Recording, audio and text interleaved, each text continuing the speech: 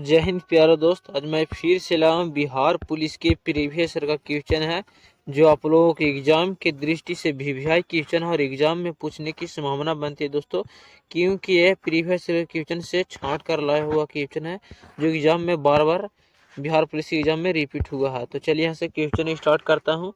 अगर क्वेश्चन का answer already पहले से पता हो तो कमेंट में जरूर आंसर दीजिएगा। तो चलिए यहाँ से, और 20 क्वेश्चन में आप लोगों को बताइए कितना सही हुआ है।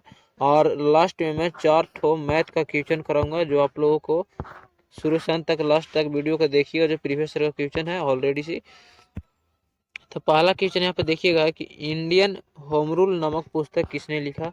तो इंडियन होम रूल नामक पुस्तक किसने लिखा, तो राइट आंसर हो जाएगा Mahatma Gandhi ji Indian home rule नामक पुस्तक लिखे थे।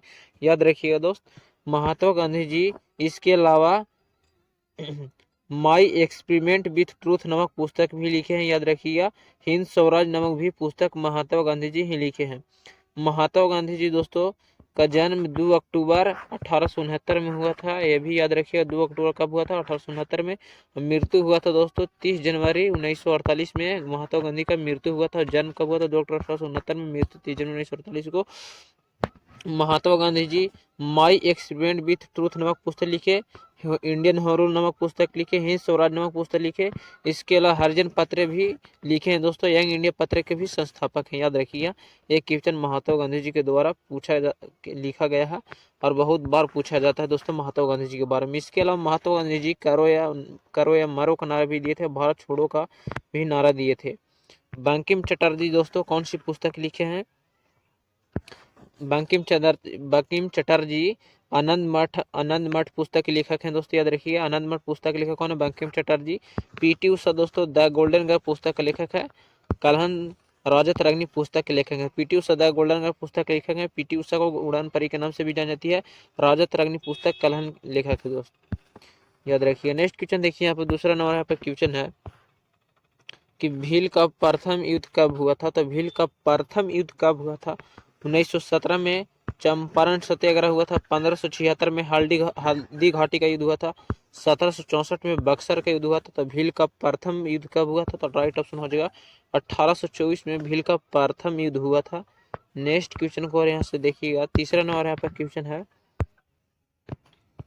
कि पाइका विद्रोह कब हुआ था। तो पाइका विद्रोह कब हुआ था, तो 1757 में प्लासी का युद्ध हुआ था और 1764 में बक्सर का युद्ध हुआ था। दोनों युद्ध याद रखिए, क्योंकि बार बार एग्जाम में पूछा जाता है। और पाइका विद्रोह कब हुआ था, तो राइट ऑप्शन हो जाएगा पाइका विद्रोह हुआ था 1817 में हुआ था। 1857 में सिपाही विद्रोह हुआ था।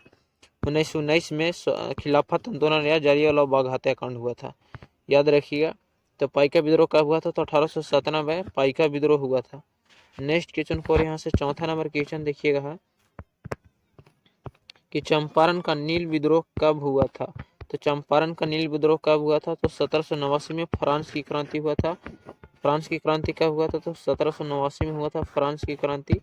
1917 में हुआ था नील विद्रोह, चंपारण का नील विद्रोह हुआ था, याद रखिए। या रूस की क्रांति भी 1917 में हुआ था। चंपारण का नील विद्रोह कब हुआ था, नील विद्रोह हुआ था चंपारण का, याद रखिए। चंपारण का नील विद्रोह कब हुआ था, तो 1917 में हुआ था। 1917 में रूस की क्रांति भी हुआ था। चंपारण सत्याग्रह भी 1917 में हुआ था। 15 चंपारण का नील विद्रोह कब हुआ था, तो राइट ऑप्शन हो जाएगा 1917 में।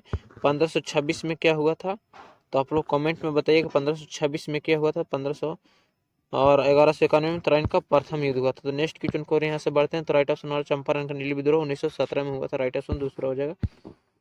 पांचवा नंबर यहाँ पे क्वेश्चन देखिएगा है कि संपूर्ण क्रांति का नारा किसने दिया था। तो संपूर्ण क्रांति का नारा किसने दिया था, तो सुभाष चंद्र बोस ने जय हिंद का नारा दिए थे, याद रखिएगा। जय हिंद का नारा किसने दिया, तो सुभाष चंद्र बोस ने दिए थे जय हिंद का नारा। जय हिंद का नारा किसने दिया, तो सुभाष चंद्र बोस ने। महात्मा गांधी जी भारत छोड़ो भारत छोड़ो का नारा या करो या मारो का नारा दिए थे, याद रखिएगा। करो मारो कौन सा समास होगा, तो करो या मारो द्वंद्व समास का उदाहरण होगा, ये भी समझते चले क्योंकि हिंदी भी पूछता। महात्मा गांधी जी करो या मरो का नारा दिए थे या भारत छोड़ो का नारा दिए थे। करो या मरो कौन सा समास हो जाएगा, द्वंद्व समास हो जाएगा, क्योंकि योजक चिन्ह लग गया है। लाल बहादुर शास्त्री जय जवान जय किसान का नारा दिए थे जयप्रकाश नारायण संपूर्ण क्रांति का नारा दिए थे। याद रखिए जयप्रकाश नारायण संपूर्ण क्रांति के रचनाकार भी हैं और नारा भी दिए थे। तो राइट ऑप्शन हो जाएगा चौथा, संपूर्ण क्रांति का नारा जयप्रकाश नारायण के द्वारा दिया गया था। छठा नंबर यहाँ पे क्वेश्चन कि जय जवान जय किसान का नारा किसने दिया था? तो जय जवान जय किसान का नारा लाल बहादुर शास्त्री के द्वारा दिया गया था। सुभाष चंद्र बोस ने कौन से नारा दिए थे? तो जय हिंद। सरदार पटेल को भारत का बिस्मार्क या लौह पुरुष के नाम से जाने जाते हैं सरदार पटेल। तो याद रखिएगा जय जवान जय किसान नारा लाल बहादुर शास्त्री के द्वारा दिया गया था। सातवां नंबर यहाँ पे क्वेश्चन है कि धन निकासी का सिद्धांत किसने अपनाया था? तो धन निकासी का सिद्धांत किसने अपनाया था? तो राइट ऑप्शन हो जाएगा दादा भाई नौरोजी ने धन निकासन का सिद्धांत का प्रतिपादन किए थे। याद रखिएगा दादा भाई नौरोजी ने सर्वप्रथम राष्ट्रीय आय का गणना भी किए थे, जो 1868 ईस्वी में दादा भाई नौरोजी ने राष्ट्रीय आय का गणना सर्वप्रथम किए थे, जो प्रति व्यक्ति 20 रुपया अनुमान लगाए थे। याद रखिए प्रति व्यक्ति कितना रुपया अनुमान लगाए थे? 20 रुपया। दादा भाई नौरोजी ने सर्वप्रथम धन निकासी का सिद्धांत का अपनाए थे। और इसके अलावा दादा भाई नौरोजी ने भारत का राष्ट्रीय आय की गणना की थी 1868 में, जो प्रति व्यक्ति 20 रुपये लगाए थे। दादा भाई नौरोजी की पुस्तक का नाम है poverty and rule British in India. याद रखिए दादा भाई नौरोजी ने कौन सी पुस्तक लिखी है? तो पॉवर्टी एंड रूल इंडिया पुस्तक को ना दादा भाई नौरोजी ने लिखे हैं। याद रखिएगा। नेक्स्ट क्वेश्चन यहाँ से देखते हैं। 8वां नंबर यहाँ पर क्वेश्चन है कि दिल्ली भारत की राजधानी कब घोषित किया? तो दिल्ली भारत की राजधानी कब घोषित किया गया? तो 1911 में दिल्ली भारत की राजधानी को घोषित किया गया था। लेकिन दिल्ली भारत की राजधानी कब बना? तो 1931 में बना था। याद रखिएगा। दिल्ली से पहले भारत की राजधानी कहाँ थी? तो कोलकाता थी। याद रखना है। और कौन सी भारत की राजधानी एक दिन के लिए बना था? तो इलाहाबाद भारत की राजधानी एक दिन के लिए सिर्फ बना था, ऐसा कहा जाता है। दिल्ली से पहले भारत की राजधानी कोलकाता थी। भारत की राजधानी कोलकाता से 1911 में हस्तांतरित किया गया था, जो 1931 में भारत की राजधानी नई दिल्ली बन गया। याद रखना 1928 में साइमन कमीशन भारत आया था। 1919 में 13 अप्रैल 1919 को जलियांवाला बाग हत्याकांड हुआ था, खिलाफत आंदोलन हुआ था। तो दिल्ली से पहले भारत की राजधानी कोलकाता थी, जो 1911 में भारत की राजधानी कोलकाता से दिल्ली स्थानांतरित किया गया था। दिल्ली 1931 में भारत की राजधानी बन गई थी। नेक्स्ट क्वेश्चन देखिए, यहाँ पे क्वेश्चन है कि 9 नंबर। ये आप लोग बहुत ही क्वेश्चन में कंफ्यूज हो दोस्तों। मूल शंकर आर्य समाज के स्थापना किसने किए थे? मूल शंकर है तो आप लोग नया नाम सुन रहे होंगे। मूल शंकर तो आर्य समाज की स्थापना नहीं किए थे, स्वामी दयानंद सरस्वती किए थे। हाँ दोस्त, आप लोग सही सुन रहे होंगे। स्वामी दयानंद सरस्वती के बचपन का नाम ही मूल शंकर था। याद रखिएगा स्वामी दयानंद सरस्वती के बचपन का नाम क्या था? तो मूल शंकर था। मूल शंकर आर्य समाज की स्थापना किए थे। याद रखिएगा। तो कब किए थे? 1875 ईस्वी में मूल शंकर ने आर्य समाज की स्थापना किए थे। स्वामी दयानंद सरस्वती के बचपन का नाम। 1913 में लाला हरदयाल के द्वारा गदर पार्टी का स्थापना किया गया था। 1980 में भारतीय जनता पार्टी का स्थापना हुआ था अटल बिहारी वाजपेयी के द्वारा। 1885 में भारतीय राष्ट्रीय कांग्रेस की स्थापना हुआ था। तो 1980 में भारतीय जनता पार्टी, 1885 में भारतीय राष्ट्रीय कांग्रेस एवं हुम की अध्यक्षता में हुआ। 1885 में भारतीय राष्ट्रीय कांग्रेस की स्थापना और मूल शंकर द्वारा आर्य समाज की स्थापना 1875 में। और मूल शंकर के गुरु का नाम क्या था? तो बिरजानंद था। याद रखना है। नेक्स्ट क्वेश्चन यहाँ से देखिएगा। 10वां नंबर यहाँ पर क्वेश्चन कि निम्न में कौन जिंक एक्स नहीं है? तो जिंक एक्स का नहीं है, तो राइट ऑप्शन हो जाएगा जिंक एक्स नहीं है, बॉक्साइड है, एल्युमिनियम का एक्स है। एल्युमिनियम का एक्स का नाम क्या है? तो बॉक्साइड है। याद रखिएगा एल्युमिनियम के प्रमुख है एक्स का नाम बॉक्साइड है। जिंक ब्लेड जिंक एक्स का नाम है। याद रखना है जिंक एक्स का नाम है। कैलेमाइन जिंक एक्स का नाम है। जिंकाइड भी जिंक एक्स का नाम है। याद रखना है ये तीनों जिंक एक्स का नाम है। तो बच गया कौन? बॉक्साइड। ये एल्युमिनियम का एक्स का नाम है बॉक्साइड। तो जिंक एक्स कौन सा नहीं है? तो बॉक्साइड है, नहीं होगा। 11 नंबर क्वेश्चन के प्रतिदिन कौन सा समास है? तो आप लोगों को बताया थे कि जिसमें यथा पर प्रति निर अन्न, जिसमें यथा पर प्रति निर अन्न भर लगा रहे वो हम अव्ययी भाव समास का उदाहरण होते हैं दोस्तों। जिसे प्रतिदिन प्रति लगे यहाँ पे देखिएगा शुरू में लगा है यहाँ पे, जैसे यथा संभव जिसमें रहेगा वो अभिभाव समास का उदाहरण हो जाएगा। निराला कौन सा समास होगा? तो अभिभाव समास का उदाहरण होगा। तो यही से समझना है जिसमें शुरू के स्टार्ट में यथा पर प्रति निरारोहण लगा रहे तो अभिभाव समास का उदाहरण हो जाता है। तो प्रतिदिन कौन सा समास का उदाहरण होता है? अभिभाव समास का उदाहरण हो जाएगा। याद रखिएगा बहुब्रीहि समास का उदाहरण दोस्तों, जिसमें अधिकांश भगवान का नाम वो बहुवीरी समास का उदाहरण हो जाता है। तत्पुरुष समास जिसमें कारक चिन्ह का लोप हो जाता है वो तत्पुरुष समास का उदाहरण। द्विगु समास जिसमें एक पद संख्यावाचक हो द्विगु समास का उदाहरण होता है। नेक्स्ट क्वेश्चन को यहाँ से देखिएगा 12 नंबर क्वेश्चन के गुरु नानक का जन्म कब हुआ था। तो गुरु नानक का जन्म कब हुआ था तो 14 अप्रैल 1891 ईस्वी में 14 अप्रैल 1891 ईस्वी में मोहम्मद प्रदेश के दलित परिवार में डॉक्टर भीमराव अम्बेडकर का जन्म हुआ था, याद रखना है। 14 अप्रैल 1891 ईस्वी में मोहम्मद प्रदेश के दलित परिवार में डॉक्टर भीमराव अम्बेडकर का जन्म हुआ था, जो भारतीय संविधान के जनक थे और स्वतंत्र भारत के प्रथम कानून मंत्री थे। 1469 ईस्वी में तलवाड़ी ग्राम जिला लाहौर पाकिस्तान में गुरु नानक का जन्म हुआ था, जो सिख धर्म के संस्थापक हुए या सिख धर्म के प्रथम गुरु हुए। याद रखिए सिख धर्म के संस्थापक कौन है या सिख धर्म के प्रथम गुरु कौन है, तो गुरु नानक है। सिख धर्म के 5वें गुरु गुरु अर्जुन देव हैं और सिख धर्म के प्रमुख ग्रंथ का नाम गुरु ग्रंथ साहिब है। और 1869 ईस्वी में महात्मा गांधी जी का जन्म हुआ था, याद रखना 2 अक्टूबर 1869 ईस्वी में गुजरात के पोरबंदर नगर गांव में महात्मा गांधी जी का जन्म हुआ था। 1870 ईस्वी में कार्ल मार्क्स का जन्म हुआ था, जिसे समाजवादियों का बाइबिल कहा जाता है। 10 कपिटल नामक पुस्तक की रचना किए थे, तो याद रखना कार्ल मार्क्स का जन्म 1870 में हुआ था। 22 अप्रैल 1870 ईस्वी में बलगा नदी किनारे बसा सिमरासन नामक गाँव में हुआ था उनका जन्म। 13 नंबर क्वेश्चन सिख धर्म के अंतिम गुरु कौन है। तो सिख धर्म के अंतिम गुरु के बारे में बात किया जा रहा है, तो सिख धर्म के प्रथम गुरु गुरु नानक है। सिख धर्म के 10 गुरु हुए हैं, याद रखिए सिख धर्म के कितने गुरु है तो 10 गुरु है, जिनका अंतिम गुरु है गुरु गोविंद सिंह और 5वें गुरु गुरु अर्जुन देव। तो सिख धर्म के अंतिम गुरु गुरु गोविंद सिंह है, राइट ऑप्शन हो जाएगा तीसरा नंबर। 14 नंबर यहाँ पे क्वेश्चन देखिए भारत का सबसे बड़ा कृत्रिम झील है। तो भारत का सबसे बड़ा कृत्रिम झील गोविंद बल्लभ पंत सागर है, जो सिख धर्म के अंतिम गुरु है। इन्हीं के नाम पर भारत का सबसे बड़ा कृत्रिम झील बनाया गया है। चिल्का झील दोस्तों भारत में सबसे खारे पानी वाला झील है, जो उड़ीसा राज्य में स्थित है। चिल्का झील अभ्यारण्य भी उड़ीसा में है, याद रखना है। बुलर झील जम्मू कश्मीर राज्य में स्थित है, जो भारत का सबसे मीठे पानी का झील है, याद रखिए मीठे पानी के भारत की सबसे झील बुलर झील है। सांभर झील भी जम्मू कश्मीर में ही। तो राइट ऑप्शन हो जाएगा गोविंद बल्लभ पंत सागर भारत का सबसे बड़ा कृत्रिम झील है। भारत का सबसे एशिया का सबसे बड़ा सेतु कौन है, तो गांधी सेतु है, याद रखें, ये भी क्वेश्चन पूछ देता है आपको भी।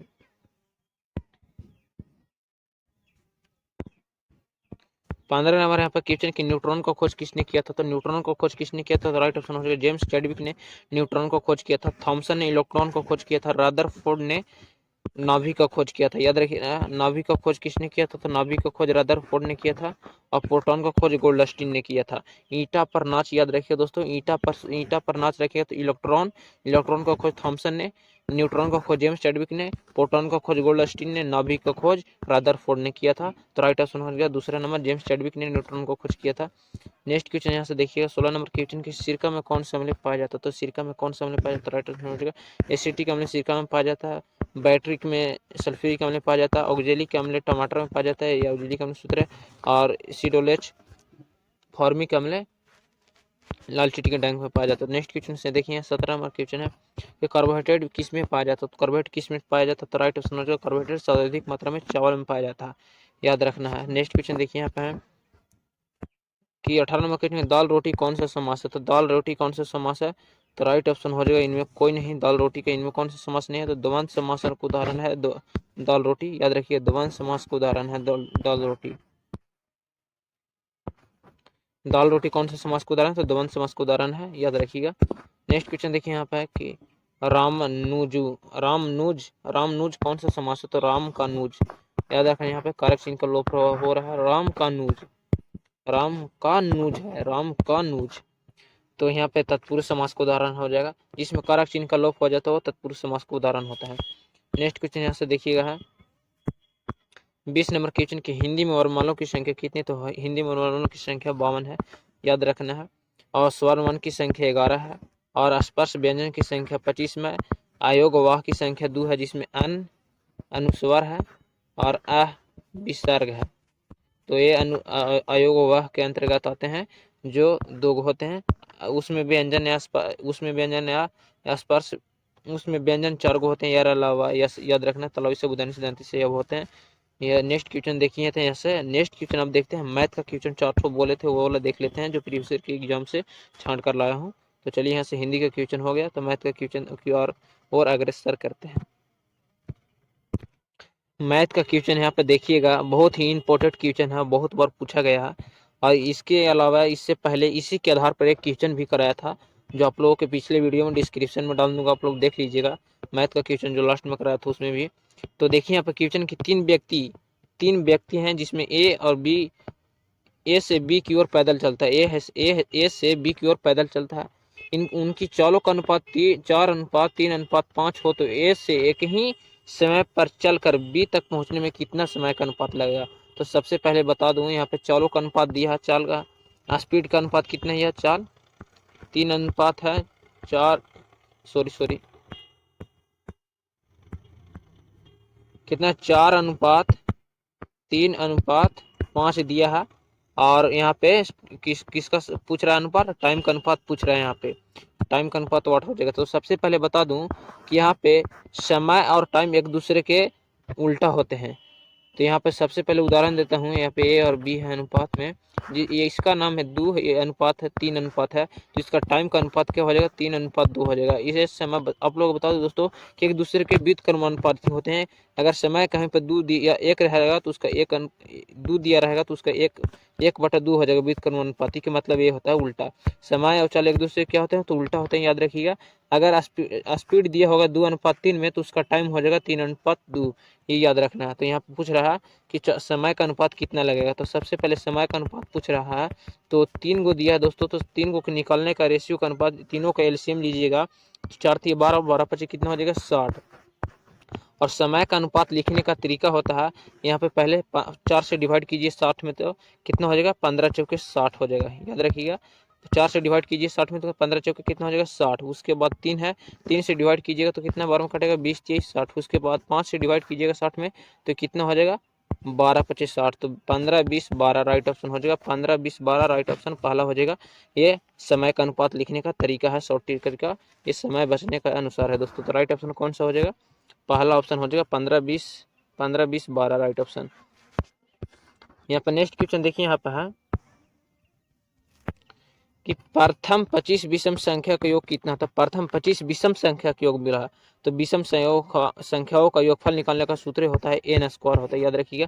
प्रथम n विषम संख्याओं का योगफल निकालने का सूत्र n स्क्वायर होता है। तो n कितना दिया है, तो 25 दिया है यहाँ पे। तो 25 को हल स्क्वायर करेंगे तो कितना होगा, 25 का वर्ग होता है, 25 का वर्ग 625 होता है, याद रखिएगा। 25 का वर्ग 625 होता है। तो राइट ऑप्शन कौन सा हो जाएगा, 25 के राइट ऑप्शन हो जाएगा दूसरा नंबर 625।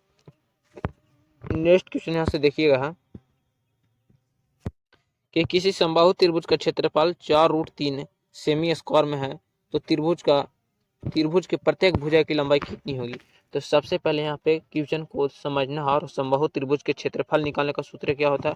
तो समबाहु त्रिभुज के क्षेत्रफल निकालने का सूत्र क्या होता है, तो अब बता दूं।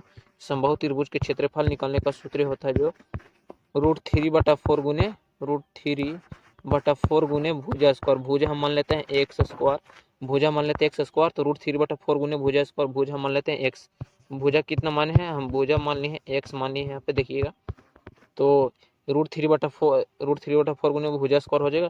क्षेत्रफल कितना दिया है, तो 4√3 दिया है, यहाँ पे 4√3 दिया है। इसके बाद √3/4 गुने भुजा स्क्वायर हो जाएगा, यहाँ पे स्क्वायर से स्क्वायर यहाँ पे चढ़ेगा।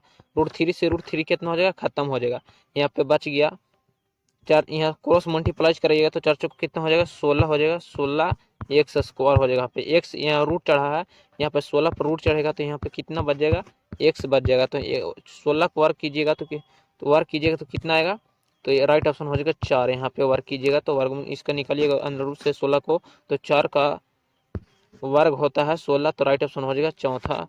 4 राइट ऑप्शन हो जाएगा। यहाँ पे तीसरा का राइट ऑप्शन चौथा हो जाएगा। तीसरा का 4 ऑप्शन हो जाएगा। तो जय हिंद दोस्तों, आज की वीडियो इतनी है। अगर मैथ का क्वेश्चन पसंद आया और जीके का क्वेश्चन, तो चैनल को सब्सक्राइब कीजिएगा हर रोज ऐसे वीडियो देखने के लिए।